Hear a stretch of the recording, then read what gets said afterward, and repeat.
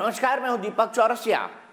आपको आपका पसंदीदा बहस शो देश की बहस में मैं दीपक चौरसिया आपका दिल से इस्तकबाल करता हूं, आपको नमस्कार करता हूं। कोटेश्वर से कामाख्या तक, लक्षद्वीप से लेह तक जो सबसे बड़ा मुद्दा होता है उसमें हम आपकी राय जानकर चुनते हैं देश की बहस का विषय। बहस की दशा और दिशा भी आपके माध्यम से ही तय होती है। साथ ही शो में आप और हमारे एक्सपर्ट पैनल मंच को साझा करते हैं और देश में हो रही सबसे बड़ी हलचल पर बेबाकी से अपनी बात रखते हैं। तो आइए शुरू करते हैं आज की देश की बहस। आज आपने देश की बहस का जो मुद्दा तय किया है वो राहुल गांधी के माफीनामे से संबंधित है। राहुल गांधी ने गलती कहा है, माफी नहीं कहा। मैं अपने शब्दों को चुरा दूं, उन्होंने कहा है इमरजेंसी उनकी दादी यानी इंदिरा गांधी की एक बहुत बड़ी गलती थी। ये बात वो एक विदेशी संस्था में भाषण देते हुए उन्होंने कही है। इमरजेंसी को भूल जाने के क्या मायने हैं? 78% लोगों ने इसे ही वोट देकर देश की बहस का मुद्दा बनाना चाहा है। दरअसल मामला क्या है, साल दर साल गुजरता जाता है, लेकिन लोकतंत्र की जो सबसे बड़ी हत्या 1975 में हुई थी, उस हत्या के बारे में बात करते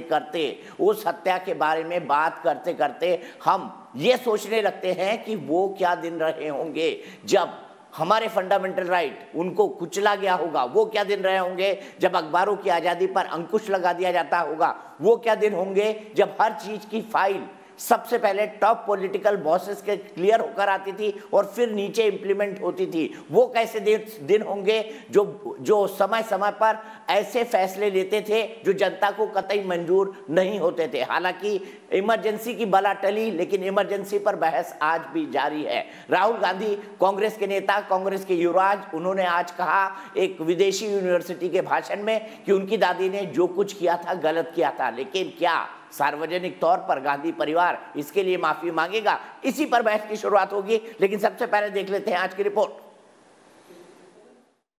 अब आप प्रधानमंत्री श्रीमती इंदिरा गांधी का राष्ट्र के नाम संदेश सुनिए। भाइयों और बहनों, राष्ट्रपति जी ने आपातकाल की घोषणा की है। इससे आतंकित होने का कोई कारण नहीं है।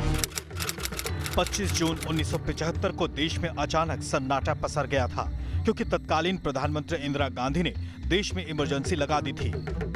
देश 46 साल बाद भी उस दिन को नहीं भूला है, लेकिन अब कांग्रेस नेता राहुल गांधी ने अपनी दादी की इमरजेंसी लगाने को एक भूल बताया है। I think that was a mistake. Absolutely, that was a mistake. And my grandmother said it. Rahul Gandhi America के कर्नल विश्वविद्यालय में प्रोफेसर और भारत के पूर्व मुख्य आर्थिक सलाहकार कौशिक बसु के साथ हुई बातचीत में कहते हैं कि खुद उनकी दादी बाद में इमरजेंसी को गलत मानती थी, लेकिन इमरजेंसी के बहाने राहुल गांधी ने आज के मौजूदा हालात को उस दौर से भी बुरा बताया, जिसका जवाब बीजेपी ने दो टूक दिया। राहुल गांधी को आरएसएस समझने में बहुत समय लगेगा। आरएसएस देशभक्ति की सबसे बड़ी पाठशाला है दुनिया की। कांग्रेस के नेताओं ने सदा एक ही सुर अलापा है। आरएसएस के देश प्रेमी, समाज सेवा, अनुशासन और मानवता के स्वरूप को गालियां देते रहना। इस बीच खुद पार्टी के भीतर भी राहुल गांधी के काम करने के तरीके से कांग्रेस नेता खुश नहीं हैं और इशारों में ही अपनी नाखुशी जाहिर कर दी है।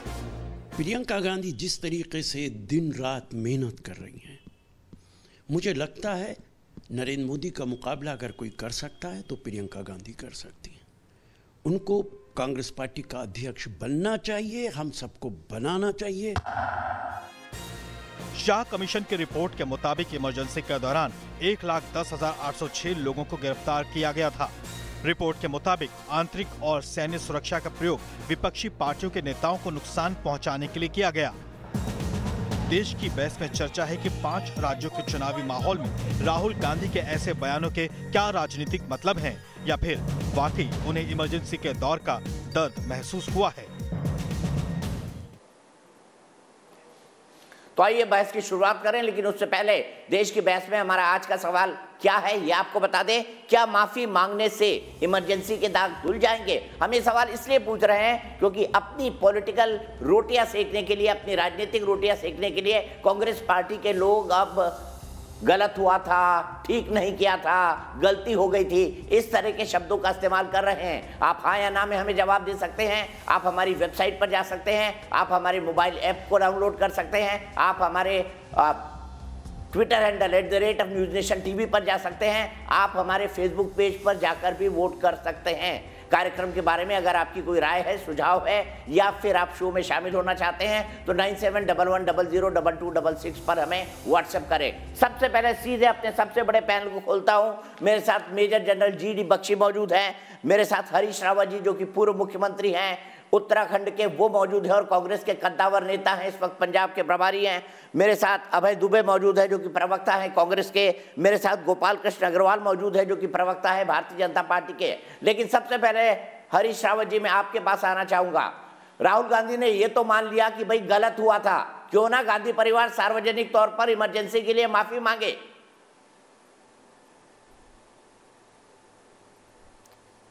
देखिए, लोकतंत्र के अंदर दो फैसले हैं, एक न्यायालय फैसला करता है और एक फैसला जनता की अदालत करती है, जनता का न्यायालय करता है। इमरजेंसी लगी, कुछ कंपल्सिव सिचुएशंस थे, लेकिन उसके बाद जनता ने पनिश भी किया, हमको दंडित भी किया, और जनता ने ही अपने फैसले से फिर से इंदिरा जी को सर माथे पे बिठाया और आधी रोटी खाएंगे, इंदिरा गांधी को लाएंगे का नारा घर घर गांव-गांव में गूंजा।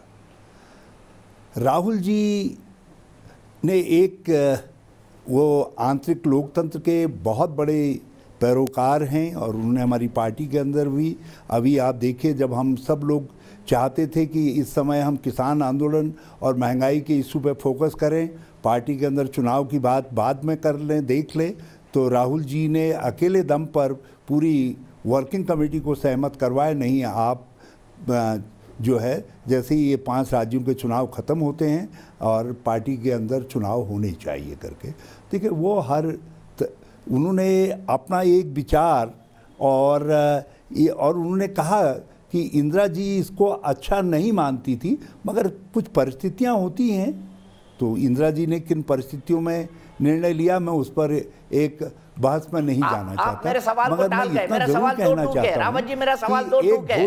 उन्होंने बता दिया ये गलत था। क्या कांग्रेस पार्टी और गांधी परिवार आपातकाल के लिए माफी मांगेगा देश से? मेरा दो टूक सवाल है, आपने अपना प्रस्तावना बता दिया, बताइए क्या माफी मांगेगा?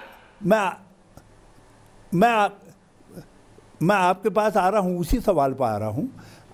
एक घोषित इमरजेंसी थी, आज जो अघोषित इमरजेंसी है, जिसके अंदर आप कह सकते हैं, आप इतने बड़े जर्नलिस्ट हैं, हम आपके नाम को एक प्रकार से दिल में रख करके चलते हैं। आप बताइए, क्या आज हमारा चौथा स्तंभ पूरी तरीके से स्वतंत्र है? क्या जितने जो लोकतंत्र के रक्षक हमारी विभिन्न संस्थाएं हैं, जिनमें न्यायपालिका से लेकर के कई और संस्थान सम्मिलित हैं, क्या वो स्वतंत्र हैं?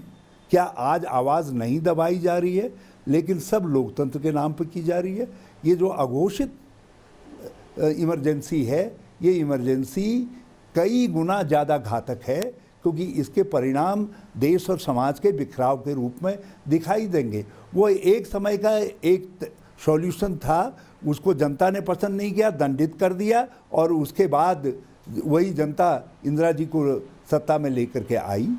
और रहा सवाल राहुल जी ने जो कुछ कहा है, वो अपने आप में बहुत महत्वपूर्ण है, वो उनकी एक निष्पक्ष सोच को दर्शाता है, और उसके लिए मैं उनको बधाई देता हूं। मतलब गांधी परिवार आपातकाल के लिए माफी नहीं मांगेगा? गांधी परिवार आपातकाल के लिए माफी नहीं मांगेगा? जब गंगा, देखिए 1975 से आज तक गंगा में बहुत सारा पानी निकल गया है। अब इन बातों को कुछ लोग अपने राजनीतिक स्वार्थ के लिए उपयोग में लाएं और उसकी आड़ में देश के अंदर असहिष्णुता थोपें, असहनशीलता थोपें, और लोकतांत्रिक जितनी संस्थाएं हैं, कोई और नहीं लाया, खुद राहुल गांधी लाए सर। चौथे स्तंभ को कोई और नहीं लाया, रावत जी माफ कीजिए, बीच में टोक रहा हूं, खुद राहुल गांधी जी लाए हैं इसको, इस मुद्दे को सेंटर फोर स्टेज पर खुद राहुल गांधी जी लेकर आए हैं। उन्होंने, ना मैं लाया हूं, ना मीडिया का कोई धड़ा लाया है, ना अपोजिशन पार्टी का लीडर आया है। मैं वही कह रहा हूँ, जो उन्होंने कहा है वो बहुत महत्वपूर्ण है, उसको माना जाना चाहिए और उस उनके एक स्पष्ट विजन के लिए, दृष्टिकोण के लिए उनको शाबाशी दी जानी चाहिए। अब उसमें आप कहाँ से माफ़ी लेकर के और सब लेकर के आ रहे हैं? और हम एक बात कह सकते हैं, मतलब माफी नहीं मांगेंगे, हम अंडरलाइन कर दूं, लोकतंत्र की ब्रेकिंग न्यूज़ रक्षा चला के दूं लिए कि माफी सर्वोच्च मांगने का निछावर कोई औचित्य करके नहीं है इमरजेंसी यदि पर। जी, आप सत्ता जब चलाते हैं बहुत सारे कदम उठाते हैं, और जो कदम ऐसे होते हैं जो देश की एकता को खंडित करने वाले होते हैं, उनके लिए हमने कभी माफ़ी भी मांगी है। देश के लिए, देश को आगे रख करके माफ़ी मांगी है। लेकिन आप हर कदम के लिए यदि ये कहने लग जाएं, हमारे हर एडमिनिस्ट्रेटिव कदम पर आइए आप माफ़ी मांगिए, यदि हम ये कहते हैं कि कुछ चूक कहीं हमसे हुई है तो उस चूक के बाद हमको फिर आ करके माफ़ी मांगनी चाहिए, इसका मतलब है देश में हमने कुछ अच्छा किया ही नहीं।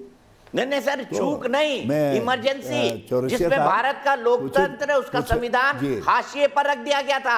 भारत में लोकतंत्र का गला घोट दिया गया था, जिसको आप भी जानते हैं, मैं भी जानता हूं। इसलिए माफी तो बनती है इस मुद्दे पर। अगर राहुल गांधी मैं कह रहा हूं, राहुल जी कोई छोटा मोटा एडमिनिस्ट्रेटिव डिसीजन नहीं था। राहुल जी ने स्वयं इंदिरा जी को, सुनिए, इंदिरा जी को कोट करते हुए उन्होंने कहा है कि मेरी दादी भी उसको बहुत कुछ हद तक उसको ठीक नहीं समझती थी, उसको वो गलती समझती थी।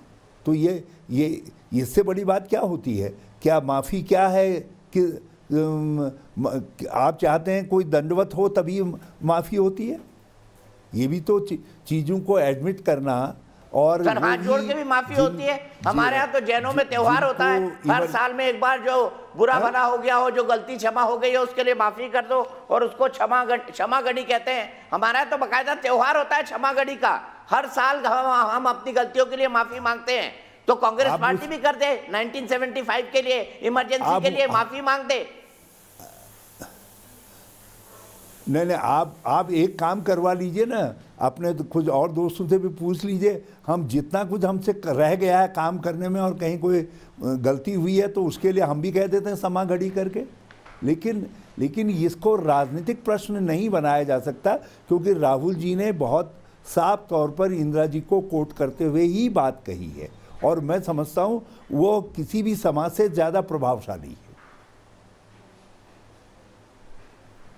मतलब माफी का कोई सवाल नहीं है।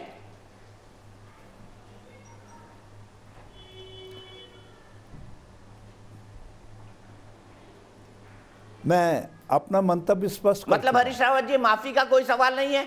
और राहुल जी की बातों में ही, मैंने कहा राहुल जी की बातों में ही सब कुछ है। मैं एक पब्लिक प्लेटफॉर्म पर बात कर रहा हूँ, कोई मैं अदालत में एविडेंस के तौर पर खड़ा नहीं हूँ कि जिसमें अपराध होते देखा या नहीं देखा, हाँ या ना कहना है। तो मैंने अपनी बात पब्लिक प्लेटफॉर्म पर बहुत साफ तौर पर रख दी है, और सब मैं बहुत अच्छी समझता हूँ कि राहुल जी ने स्वयं इंदिरा जी को कोट करते हुए जो बात कही है वो देश के लिए महत्वपूर्ण है, सबके लिए महत्वपूर्ण है। उसके बाद इस चैप्टर को समाप्त समझा जाना चाहिए।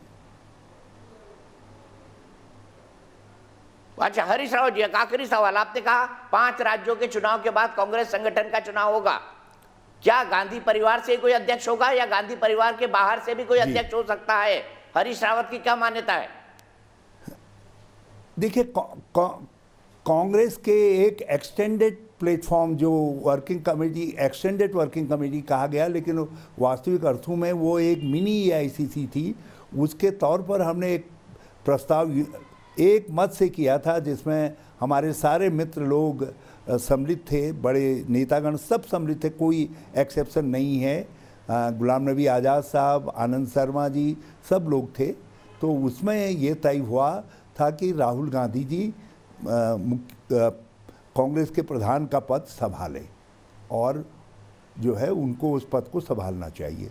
और उसके बाद ये बात वर्किंग कमेटी की मीटिंग में भी बाद में भी आई सब्सिक्वेंटली, और 19 नेतागण मिले थे इंदिरा जी के घर पर, सोनिया जी के घर पर, तो वहाँ पर भी सब ने ये राय व्यक्त की।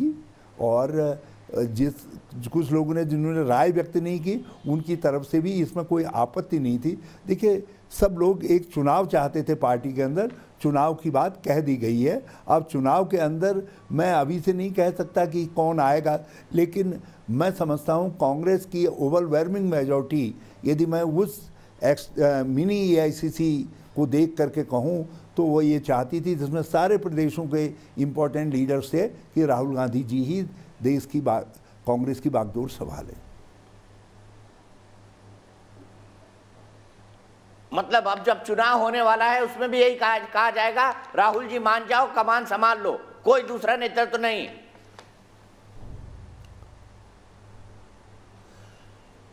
जी, हम राहुल जी में पार्टी का और देश का दोनों का उनके नेतृत्व में हम ये समझते हैं कि हम बेहतर सेवा कर सकते हैं और बेहतर तरीके से पार्टी को भी और देश को भी मजबूत बनाने का काम कर सकते हैं।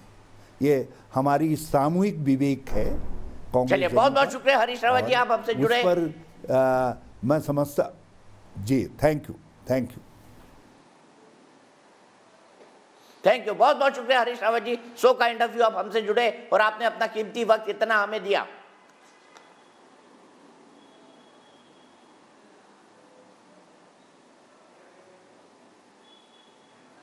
तो एक बार फिर से अपनी पैनल की तरफ लौटता हूं। गोपाल कृष्ण अग्रवाल जी मेरे साथ जुड़ गए हैं। अभय दुबे कांग्रेस के प्रवक्ता, Tehseen Poonawalla political analyst, major general GD Bakshi साहब, सबसे पहले शुरुआत आपसे। क्या इमरजेंसी के लिए कांग्रेस में खास तौर पर गांधी परिवार को माफी नहीं मांगनी चाहिए? माफी मांगना, जब आप खुद कह रहे हैं गलती है, बड़प्पन की निशानी है। मैं समझता हूं कोई हर्ज नहीं है कि अगर वो माफी मांग लेते, बड़प्पन की ही निशानी है। और जैसे हरीश रावत जी से मैं सहमत हूं कि ये प्रजातंत्र है और जनता सजा देती।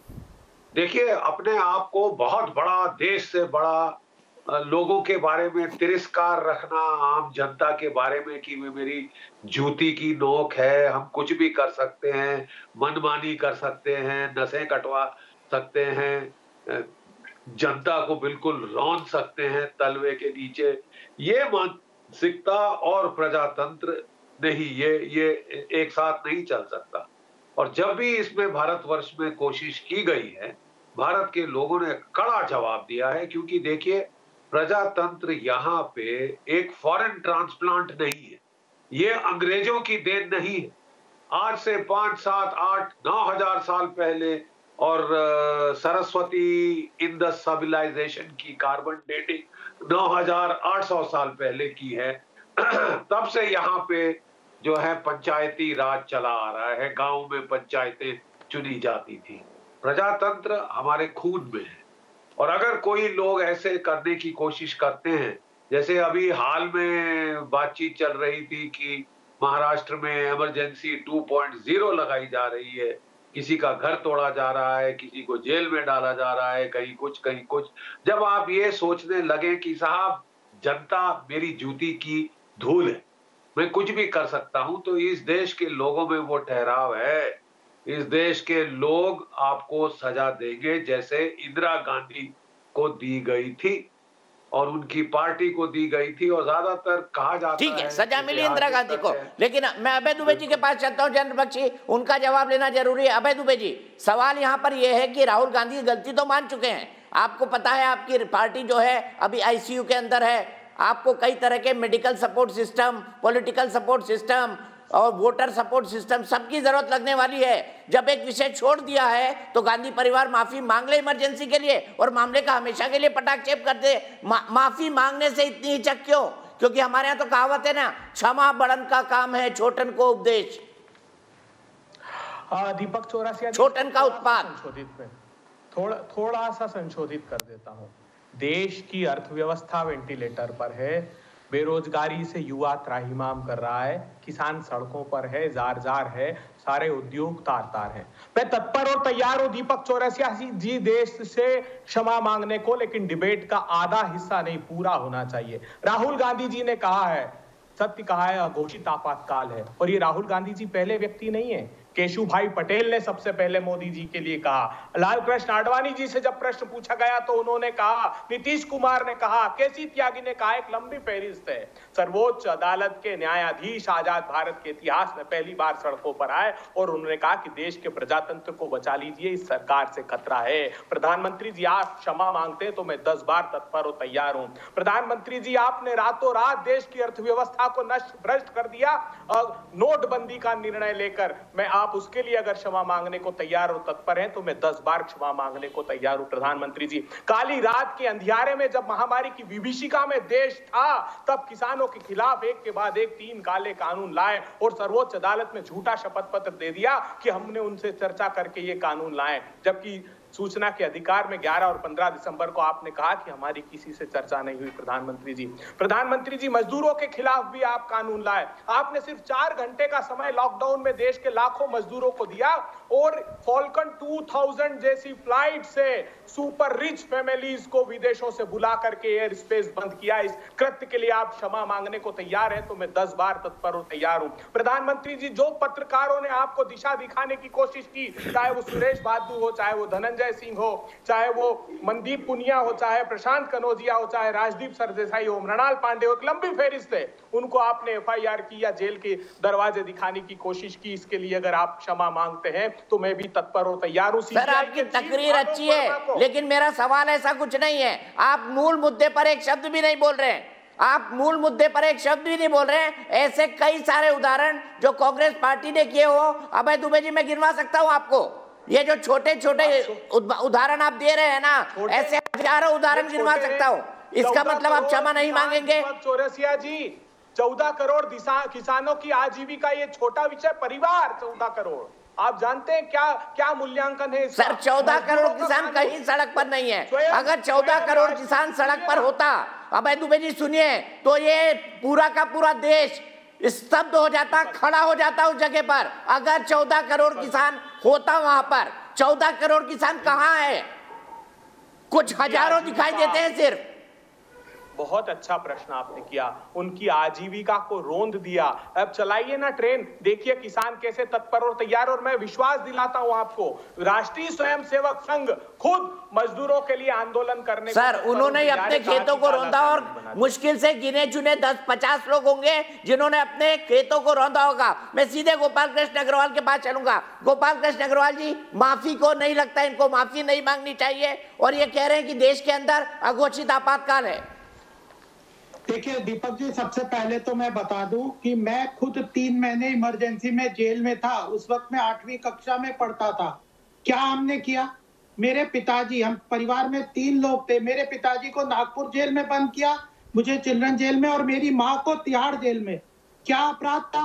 केवल ये कहा था हमने कि Indira Gandhi emergency, go back go back, इस नारे को लगाया था और मेरे पिताजी, हम तीनों को जेल में डाल दिया। क्या ये वो 3 महीने और जो मुझे स्कूल से निकाला, मेरे पिताजी को नौकरी से निकाला, उसको ये अंडू करेंगे? माफी मांगने का क्या मतलब है? आज अभय दुबे जी बातें कर रहे हैं किसानों की और तहसीन जो बातें कर रहे हैं, जो हरीश रावत जी, कितना इन्होंने एट्रोसिटीज की है, इमेजिन नहीं कर सकते। वो लोग भूल गए कि किस तरह से ये प्रजातंत्र की आज बातें करते हैं। शर्म आनी चाहिए। समुद्र में कूद जाना चाहिए, राहुल गांधी को डूबना चाहिए। जिस तरह से इन्होंने, अगर आप वर्ल्ड का इतिहास देखें डेमोक्रेसी का, भारत को 98% की मार्किंग है। क्यों है? 2% हम डेमोक्रेसी में फेल है इंटरनेशनल असेसमेंट में। वह इमरजेंसी के काले कानून के कारण जुडिशरी को सबवर्ट किया। नानी पालकी वाला ने कहा मेरे जीवन की, अभी ह्यूमन राइट्स कमीशन इंटरनेशनल ने रिपोर्ट दिया, नानी पालकी वाला ने कहा, लेकिन राहुल गांधी और संजय गांधी और ये जो इंदिरा गांधी है, राजीव गांधी, सोनिया गांधी, ये कुछ नहीं कहेंगे। अब इन्होंने एक ऐसे, इस तरह से आप प्रजातंत्र को रौंद के आगे बढ़े हो। आपने प्रजातंत्र को पूरी तरह से खत्म किया है। क्या माफी मांगने से आप बताइए ना, क्या एट्रोसिटीज की है? क्या अभय जी, आपने बातों को बदलाया गया? विषय था कि क्या इमरजेंसी में आपने इतिहास से प्रतिशोध नहीं लिया जाता गोपाल लोगों को प्रजातंत्र की सीखा जाता है। ठीक है, सीधे सीधे अभय जी आप बोल चुके हैं, मुझे तहसीम पूनावाला को मौका देना है, मैं तहसीम के पास चलता हूं। तहसीम, जब राहुल गांधी इतनी बात बोल चुके थे तो माफी भी मांग लेते, दिक्कत क्या थी? जी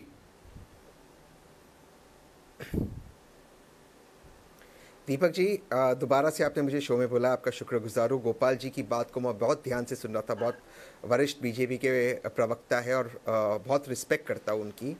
गोपाल जी क्या है कि आपके डिबेट में प्रिपेयर करते आते तो थोड़ा सा अगर वो ज़्यादा पढ़ लेते तो कांग्रेस पार्टी, अरे पढ़ना तो आपको चाहिए सर, ऐसे नहीं होता ना सर, आप बोले, मैंने बीच में नहीं बोला ना सर, मुझे अपनी बात रखने का मौका दीजिए। ये मोदी जी की मन की बात है, दीपक चौरसिया जी की काम की बात है, ये काम की बात कर रहा हूँ मैं सर, मन की बात छोड़ दीजिए। हमने तो भुगता है, आप कह रहे हो सर ऐसे थोड़ी होता है डिबेट, भुगता है सुन लीजिए ना, पढ़ाना क्या, आप या तो कह दो कि मैं ठीक है सर, मैं समझता हूँ आपका चांस हो गया, दीपक सर ने मुझे चांस दिया है, बोलने दीजिए ना। आप क्यों डरते हो कि ऑडियंस मेरी बात सुनेगी और आप एक्सपोज हो जाओगे? क्यों डरते हो आप?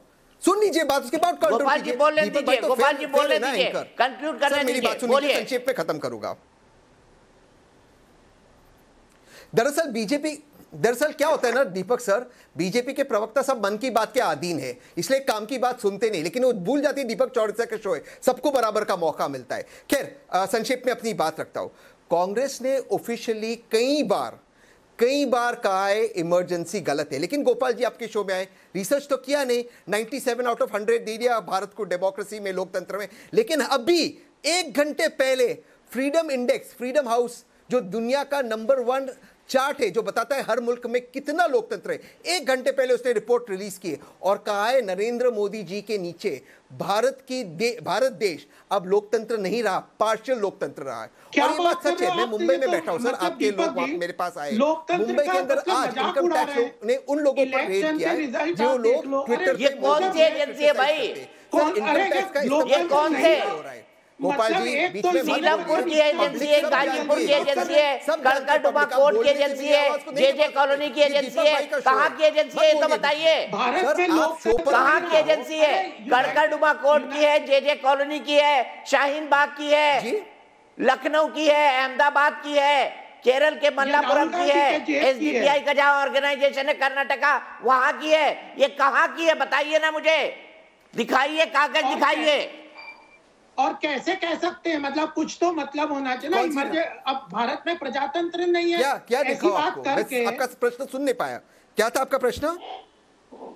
आप ढूंढिए कागज, ढूंढिए कागज, तब तक संगीत रागी के पास चलता हूँ। संगीत रागी क्या भारत में प्रजातंत्र नहीं है बताइए? तहसीम पूनावाला कह रहे हैं नई रिपोर्ट आई है, नहीं है, तहसीम रिपोर्ट ढूंढिए, मैं रिपोर्ट देखूंगा आपके पास। तब तक संगीत रागी, मैं इंतजार कर रहा हूँ संगीत रागी का, बताइए। और मुझे भी बताइए ये कौन से चंदू खाने से रिपोर्ट आई है, बताइए। 1 सेकंड आप लीजिए इसे। दीपक जी करिए, संगीत रागी जी बोलिए। ऐसी सारी रिपोर्टों को सबसे पहले आवाज गिर गया, प्लीज आप बात मत कीजिए। दीपक जी सबसे पहले सारी रिपोर्टों को हमें खारिज करना चाहिए। तहसील में 1 मिनट में आ रहा हूँ आपके, 1 मिनट में आ रहा हूँ, मैं बोल लूं। मेरा रिसर्च ये रिपोर्ट निकाल के दे और इसकी क्रेडेंशियल्स क्या है ये भी निकाल कर दे। ये क्या संस्था है, इसकी क्रेडेंशियल्स क्या है, मैं रिसर्च को रिक्वेस्ट कर रहा हूँ। संगीत रागी जी अपनी बात कंक्लूड करें, कंप्लीट करें। सर इसका क्रेडेंशियल्स ये दीपक जी मुझे एक वाकया, दीपक जी ये मुझे प्लीज तहसीन मैं बोल लूं, इसके बाद आप बोलेंगे। दुनिया के सारे बड़े चैनल्स पे अखबारों में प्रिंट हुआ है, इंक्लूडिंग BBC, इंक्लूडिंग CNN। अगर आप दीपक सर देश के नंबर 1 पत्रकार होने के बावजूद इसकी क्रेडेंशियल को आप इस फ्रीडम हाउस अभी आप बात कर रहे थे तब आप ये आपको बात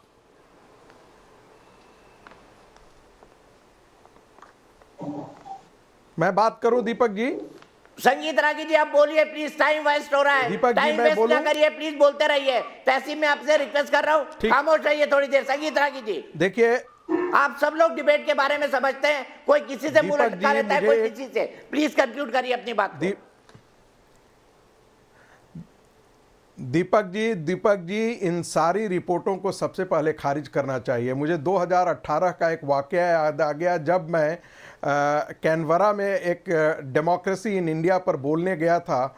वहाँ के कैनबरा के एक प्रोफेसर ने कहा कि इंडिया का डेमोक्रेटिक डेफिसिट ये है, मैंने उनसे पूछा, एक ही सवाल था, ये आपको कहाँ से पता लगा? कोई स्टैटिस्टिक्स है, कोई डेटा है? ऐसा अखबारों में मैंने पढ़ा है। तो मैंने कहा तुम्हारे यहाँ तो ऑस्ट्रेलिया में अखबारों में बहुत सारे ऐसी ऐसी खबरें आती हैं, उसके आधार पर ऑस्ट्रेलिया का आकलन कर लिया जाए। ये देखिए, एक प्रकार के मीडिया जगत का एक षड्यंत्र है। इस षड्यंत्र को हमको पहचानना चाहिए। जो लोग 70 साल से मलाई चाट रहे थे, जो लोग 70 साल से इस देश के सारे इंस्टीट्यूशंस को खा रहे थे, दीमक की तरह जो चाट गए, आज वे पत्रकार, वे आज बुद्धिजीवी हाशिए पर हैं, क्योंकि सत्ता उनको अपने तक पहुंचने नहीं दे रही है, फटकने नहीं दे रही है। कौन नहीं जानता है राडिया टेप को? कौन नहीं जानता है? बड़े बड़े लोग थे जो आज जो सत्ता प्रतिष्ठान को हिलाने की बात करते थे। कहा जाता था, स्वर्गीय अहमद जी का फोन आया करता था और कई पत्रकार कहते थे कि हमें यह बताया गया है कि कांग्रेस के खिलाफ बोल दो, मनमोहन सिंह के खिलाफ बोल दो, लेकिन सोनिया गांधी और उनकी परिवार के खिलाफ नहीं बोलना चाहिए। तो ये तो वो लोकतंत्र था। इस लोकतंत्र को हमने भी जिया है। उस समय 1975 में जब इमरजेंसी लगी थी तो हमने भी अपने पिताजी को भागते हुए देखा है। हमने वो दिन देखा है जब स्कूलों के अंदर हमारे छात्र जो है, वो शिक्षक जो है, वो लुक छिप करके भागा करते थे, क्योंकि उनको डर लगता था कि उनको उनकी नसबंदी कर दी जाएगी, उनको जबरन नसबंदी कर दी जाएगी। वो दिन और आज का दिन कोई तुलना है साहब? आप रोज आपातकाल सर क्यों बात कर रहे हैं? देखिए, राहुल गांधी तो मुझे लगता है ना कि हार्मोनल डिसबैलेंस से गुजर रहे हैं। कोई मनुष्य का भी कोई मेनोपॉज होता है, सुनते हैं आजकल डॉक्टर बोलता है कि मनुष्य का भी मेनोपॉज होता है। राहुल गांधी शायद उस मेनोपॉज के दौर से गुजर रहे हैं। उनको वो मानसिक विक्षिप्तता, he is intellectually a retarded person. Rahul Gandhi is intellectually retarded person. दोनों से रिक्वेस्ट करूंगा, एक के ऊपर एक बिना बोले। कोई दर्शक जुड़ा हुआ है हमारे साथ। ऐसे मेंटली रिटार्डेड पर्सन के लिए आपको रोज डिफेंड करना पड़ता है। अरे साहब, राष्ट्रीय स्वयंसेवक संघ, चलिए मैं बहस को अभी थोड़ी देर के लिए विराम दे रहा हूं। मेरे साथ रमन सिंह जुड़ चुके हैं, भारतीय जनता पार्टी के कद्दावर नेता और छत्तीसगढ़ के 15 साल मुख्यमंत्री रह चुके हैं। रमन सिंह जी, आपका न्यूज नेशन पर बहुत बहुत स्वागत है। सबसे पहले मैं जानना चाहूंगा, इमरजेंसी कैसे याद करेंगे आप, क्योंकि आप भी वो सिपाही हैं जिन्होंने इमरजेंसी में सरकार से लोहा लिया था।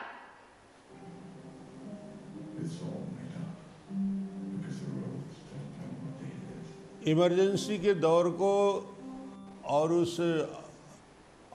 जिस प्रकार पूरे हिंदुस्तान में एक वातावरण का निर्माण हुआ था और जो भय और आतंक की राजनीति उस समय शुरू हुई थी, लोगों को उठा के सीधे जेल बिना किसी कारण बताए, बिना किसी विषय के, तो उस दौर को हमने देखा है। और आपातकाल के उस दौर को ये कहा जा सकता है कि हिंदुस्तान के राजनीतिक इतिहास का सबसे काला अध्याय यदि कुछ हो सकता है तो आपातकाल का दौर था, जो इस देश के इतिहास में मुझे लगता है कि अब हिंदुस्तान की राजनीति में इसको कोई दोहरा नहीं सकता, क्योंकि इसके दुष्परिणाम को भी देश ने देखा है।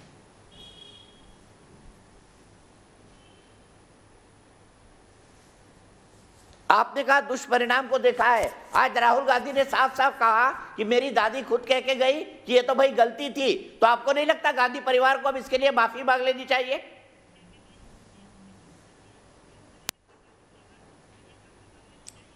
निश्चित रूप से गलती जब आते आते और राहुल गांधी ने इस बात को स्वीकार किया, देश के सामने स्वीकार किया, टीवी और मीडिया के सामने स्वीकार किया, तो निश्चित रूप से इससे बेहतर और क्या होगा कि देश की जनता के सामने कम से कम उस दौर में जो हजारों लाखों परिवार जेल के अंदर ठूस दिए गए, 19 महीने पूरे देश कटघरे में बदल गया, और उन परिवारों को यातना और पीड़ा के लिए यही अवसर है जब क्षमा मांगना चाहिए देश से कि लोगों के जीवन में जिस प्रकार कष्ट आए। तो ये राहुल गांधी ने यदि इसको स्वीकार किया है तो उसको देश की जनता के सामने माफ़ी भी मांगना चाहिए। आपने कहा माफी मांगनी चाहिए, लेकिन क्या इससे दाग धुल जाएंगे रमन सिंह जी?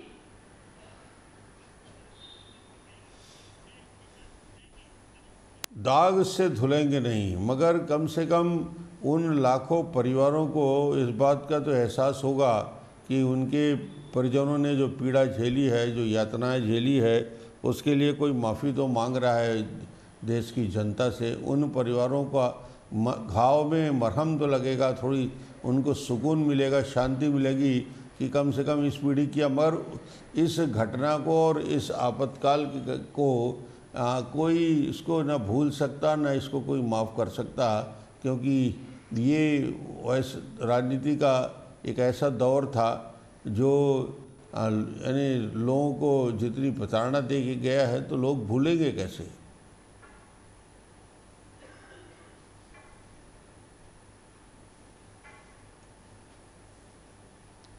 जी आपने बिल्कुल ठीक कहा। मैं आपसे ये भी समझना चाहता हूं, आज के पॉलिटिकल कॉन्टेक्स्ट में क्या इमरजेंसी को लाना और इमरजेंसी की बात करना, क्या राहुल गांधी की कोई पॉलिटिकल स्ट्रैटेजी लगती है आपकी कि भाई पुरानी गलतियों पर गलत कह दिया जाए, क्षमा मांग ली जाए, या सरसरे तौर पर उनसे निकल लिया जाए और कहा जाए अब तो हम गंगा जल से नहा के पवित्र होके आ गए हैं, जैसे प्रियंका गांधी ने डुबकी लगा दी, अब हमको आप वोट दीजिए।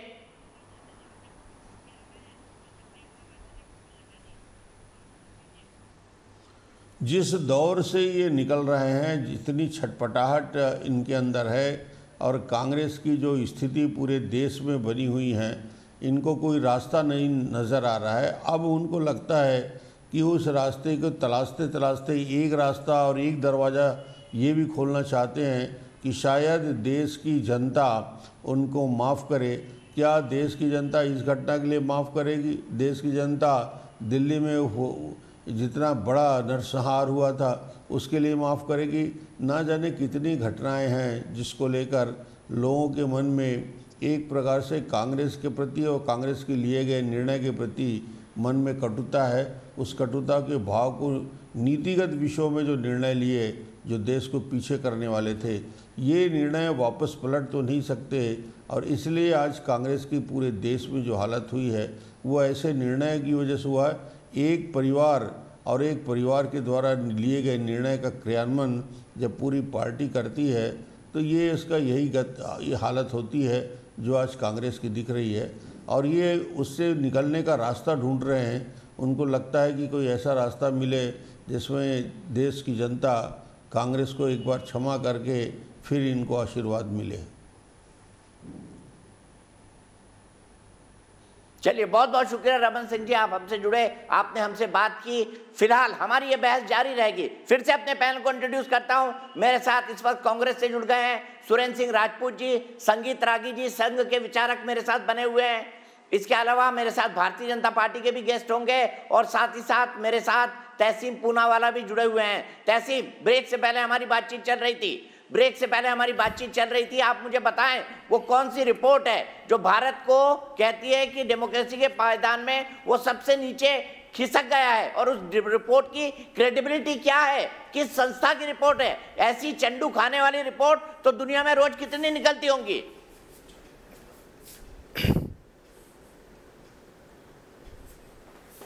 दीपक जी, रिपोर्ट मैंने आपको और विक्रम को व्हाट्सएप कर दिया, अगर आपका और विक्रम अपना व्हाट्सएप चेक करें। दूसरी बात, आपको अलाउड है आपको जो इस रिपोर्ट के बारे में सोचना, लेकिन इस रिपोर्ट को गंभीरता से सारी दुनिया लेती है, इंक्लूडिंग यूनाइटेड नेशंस।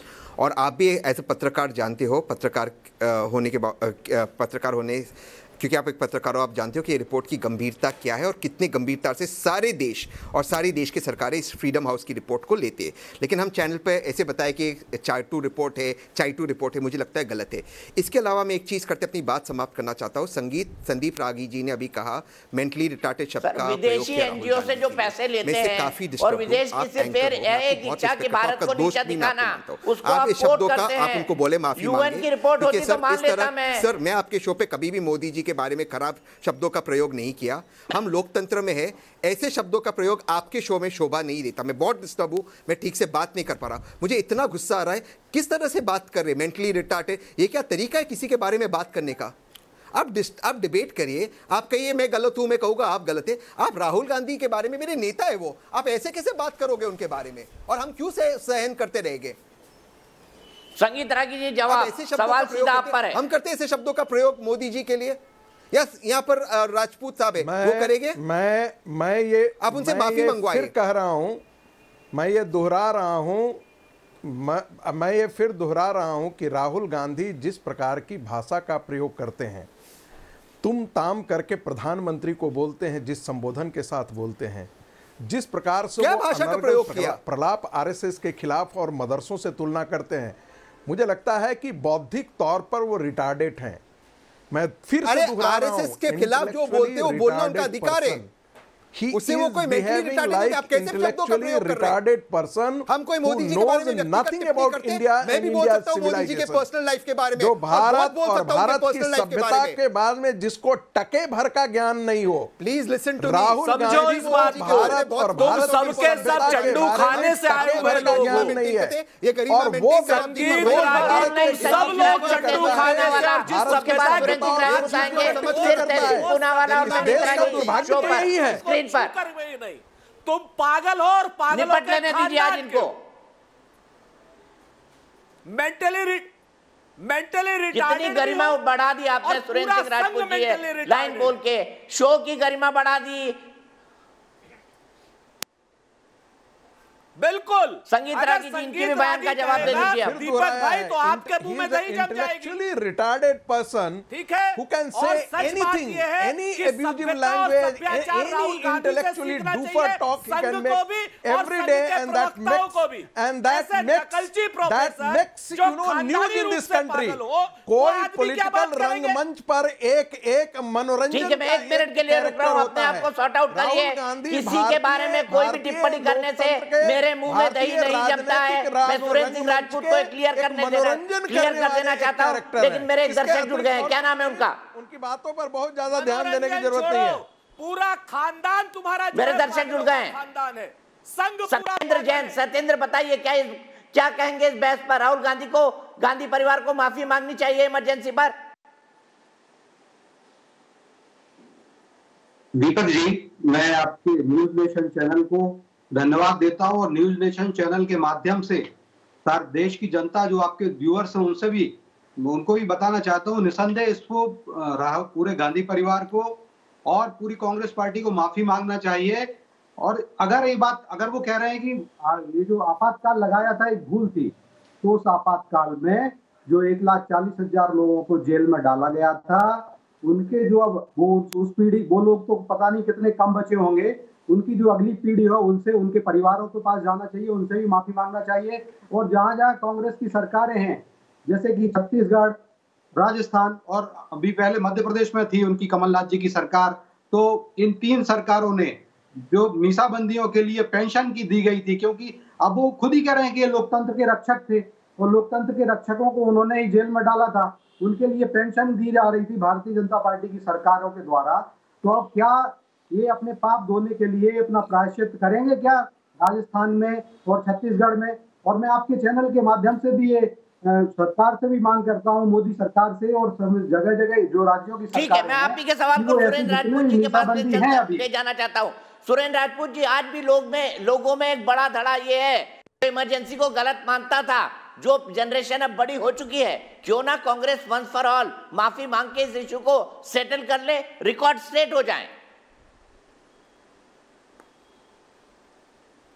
दीपक भाई, आप तो बड़े वरिष्ठ पत्रकार हैं, आपको तो मालूम है कि श्रीमती इंदिरा गांधी जी ने तुरंत ही माफी मांग ली थी, और उस माफी का ही नतीजा था कि जहां 77 में हमारी हार हुई थी और 80 में हमें 347 सीटें मिली थी। आपके सामने ऑन रिकॉर्ड है।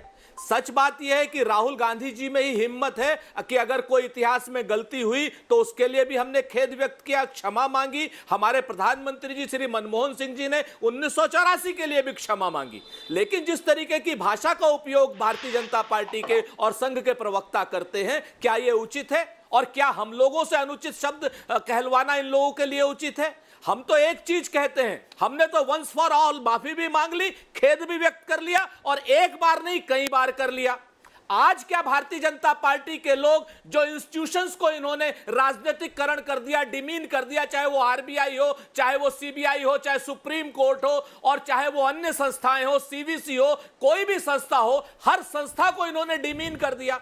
सीबीआई का कूप कराते हैं रात 1:30 बजे, 5-5 जज आते हैं सुप्रीम कोर्ट के जनता के सामने नरेंद्र मोदी जी और भारतीय जनता पार्टी की सरकार के खिलाफ। नोटबंदी में सैकड़ों जाने जाती हैं, जीएसटी में सैकड़ों व्यापारी मारे जाते हैं और जवाब ले लेते हैं संगीत रागी जी से। चौपट हो जाती है। क्या प्रधानमंत्री जी ने माफी मांगी? जवाब ले लेते हैं रागी जी से। अब रिटोरिक हो रहा है, जवाब ले लीजिए संगीत रागी जी। हाँ लीजिए, बिल्कुल लीजिए, क्योंकि रागी जी तो मंद बुद्धि है। इन मंद बुद्धियों से क्या जवाब लोगे आप? दीपक जी बोलिए संगीत रागी जी। किन किन सवालों का आप जवाब मांगेंगे? आईना सच दिखा देता है तो दर्द इतना ही होता है। पाकिस्तान के पास भारत का एक हिस्सा चला गया, कांग्रेस उसके लिए कभी तो संगीत रागी अभी बहुत होगा। चीन के पास भारत का इतना सारा हजारों किलोमीटर नेहरू ने कभी माफी मांगी? कैसे पास हुए हो? तिब्बत जो है, नेहरू की तो भाषा को गंवा दिया, तुम्हारे जो नेहरू ने गंवा दिया, और जो तुम्हारे कभी माफी मांगी? प्रसाद मुखर्जी कभी माफी मांगी? इसका भी याद आएगा कि क्यों उप मुख्यमंत्री बने थे, क्यों दलालों के साथ थे? वो दर्द ही होगा। भगत सिंह से मैंने कहा क्या इस देश को तोड़ने के लिए, देश को तोड़ने के लिए नेहरू कितने जिम्मेदार थे? कांग्रेस पार्टी माफी मांगेगी क्या? मांगेगी माफी? आरएसएस के क्या संबंध थे? इन सब नहीं मांगेगी। अच्छा, आप दोनों बोल रहे हैं, देखिए आवाज समझ नहीं पड़ रही है। दोनों के ऑडियो को डाउन कर रहा हूं मैं, और मैं जनरल जीडी बख्शी के पास चल रहा हूं। जनरल जीडी बख्शी, दोनों तरफ के तर्क आपने सुने, क्या होना चाहिए आज के राजनीतिक तौर पर? आपकी एक विशेषज्ञ टिप्पणी। देखिए, मैं फिर कहना चाहता हूं, जो इमरजेंसी का मुद्दा है एक मौलिक सिद्धांत का मुद्दा है।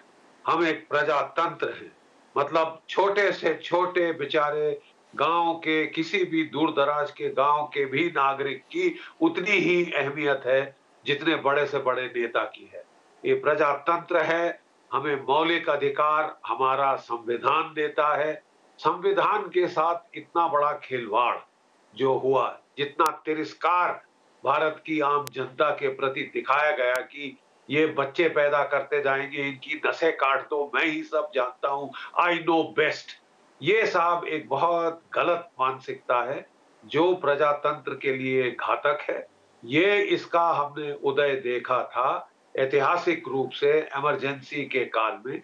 कभी कभार इसके फिर हमको लक्षण दिखते हैं, और जब भी दिखते हैं they should be attacked, strongly attacked, क्योंकि सबसे बड़ी धरोहर हमारी ये प्रजातंत्र है। ये अंग्रेजों की देन नहीं है इस देश को, ये हमारे जो सरस्वती सिंधु सभ्यता है तब से प्रजातंत्र का दौर चला आ रहा है। प्रजातंत्र की प्रणाली इस देश में चली आ रही है। बौद्ध काल में गणराज्य थे, प्रजातंत्र थे।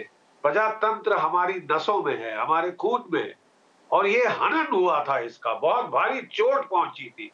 Certainly it is a issue जो कि सीरियसली लिया जाना चाहिए, और वी मस्ट सी कि ये फिर कभी ना हो। ये हमको प्रावधान हमने डाले भी थे उस वक्त की, फिर ठीक है, जो है मेरी एक ऑडियंस मेरे साथ जुड़ गई है, एक स्पेशल कमेंट, उसके बाद तहसीन मेरा वादा है ब्रेक के बाद जो डिबेट शुरू होगी आपके पॉइंट से शुरू होगी। हमारी ऑडियंस को लाया जाए, बताया क्या नाम है उनका? सुनीता शर्मा जयपुर से। सुनीता जी बताइए क्या कहेंगी? नमस्कार दीपक जी, मेरा यही कहना है कि भी ये जो वक्तव्य है राहुल गांधी जी का, ये जरूर सराहनीय है कि देर आए दुरुस्त आए, या फिर जब जागो तब सवेरा। लेकिन लगता है कि दोनों जो परिस्थितियों को वो कंपेयर कर रहे हैं, इमरजेंसी काल और आज की, वो थोड़ी सी कंपैरिजन अनरियलिस्टिक लगती है, क्योंकि वो जो एक समय था और जो अब का समय है, सोशियो पॉलिटिकल सिनेरियो है, वो बिल्कुल ही बदल गया है। तो मेरा ये मानना है कि हर स्वतंत्रता जो है वो उसके साथ एक जिम्मेदारी छुपी हुई है, और बहुत जरूरी है कि समाज के तौर पे हम सब उस जिम्मेदारी के प्रति उतना ही जागरूक रहें जितनी कि अपनी स्वतंत्रता के प्रति जागरूक हैं। तो इसलिए बहुत जरूरी है कि जहां भी बहुत सुंदर बात कही है सुनीता शर्मा जी, आपने बहुत सुंदर बात कही है, बहुत सुंदर बात कही है। हम सरकार से अपने अधिकार तो मानते हैं, लेकिन हमारे सरकार के लिए क्या कर्तव्य हैं, हमको कैसे एक अच्छे सिटीजन बनना है उसको हम पूरी तरह से भूल जाते हैं। ब्रेक के लिए रुकूंगा, ब्रेक के बाद तहसीन पूनावाला, उनकी रिपोर्ट, भारत के इंडेक्स के बारे में रिपोर्ट की क्या है असलियत, जरा ग्राफिक बनाकर दिखाएं मुझे।